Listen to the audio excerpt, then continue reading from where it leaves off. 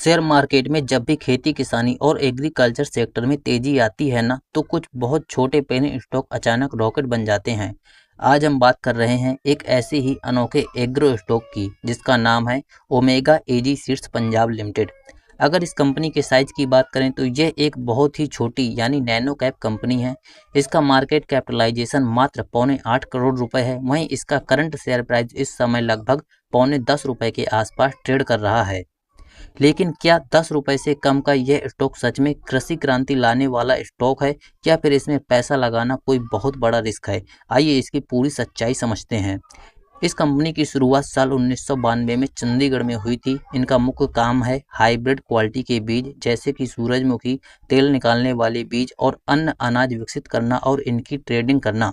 बीच में कई सालों तक इस कंपनी में कोई खास कामकाज नहीं हो रहा था, लेकिन हाल ही में इसके बिजनेस ने एक नया टर्न लिया है। अभी हाल ही में आए इसके जून तिमाही के वित्तीय नतीजों ने सबको चौंका दिया है। जहां पिछले साल इसी तिमाही में कंपनी की सेल्स बिल्कुल जीरो थी और कंपनी घाटे में चल रही थी, वहीं इस बार की तिमाही में कंपनी ने ₹4.25 करोड़ से ज़्यादा की बम्पर सेल दर्ज की है। इस वजह से कंपनी घाटे से बाहर निकलकर लाख रुपए के नेट प्रॉफिट में आ चुकी है। लेकिन सिर्फ इस तिमाही का प्रॉफिट और ₹10 का सस्ता दाम देखकर तुरंत दांव लगाने की गलती मत करिएगा। इस कंपनी के पीछे कुछ बेहद चौंकाने वाले और खतरे छिपे हैं, जिन्हें समझना आपके लिए बेहद जरूरी है। सबसे बड़ा खतरा यह है कि इस कंपनी में प्रमोटर्स गायब हैं। किसी भी मजबूत कंपनी में प्रमोटर्स यानी मालिकों की हिस्सेदारी अच्छी होती है, लेकिन ओमेगा एजी सीड्स पंजाब लिमिटेड में प्रमोटर होल्डिंग 1% से भी कम है। यानी कंपनी के मालिकों के पास खुद भी इसके शेयर्स नहीं हैं और बाकी का 99% से ज़्यादा हिस्सा पब्लिक यानी रिटेल इन्वेस्टर्स के पास है। यह किसी भी कंपनी के लिए बहुत बड़ा रिस्क सिग्नल माना जाता है।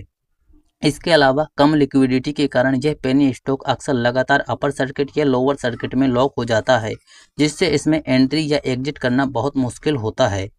तो दोस्तों, फाइनली व्यू क्या है? कंपनी ने इस तिमाही में बिजनेस को दोबारा शुरू करके और प्रॉफिट दिखाकर अच्छी शुरुआत तो की है, लेकिन 1% से भी कम की प्रोमोटर होल्डिंग इसे एक बेहद हाई रिस्क और सट्टा श्रेणी का स्टॉक बनाता है। यदि आप बहुत अधिक जोखिम ले सकते हैं, तभी अपनी रिसर्च के बाद ही इस पर कोई फैसला ले सकते हैं। आपको क्या लगता है, क्या प्रोमोटर्स के बिना भी एक एग्रो पेनी स्टॉक आगे टिका रहेगा? कमेंट बॉक्स में अपनी राय जरूर बताएं। वीडियो पसंद है वीडियो लाइक, चैनल को सब्सक्राइब जरूर करना।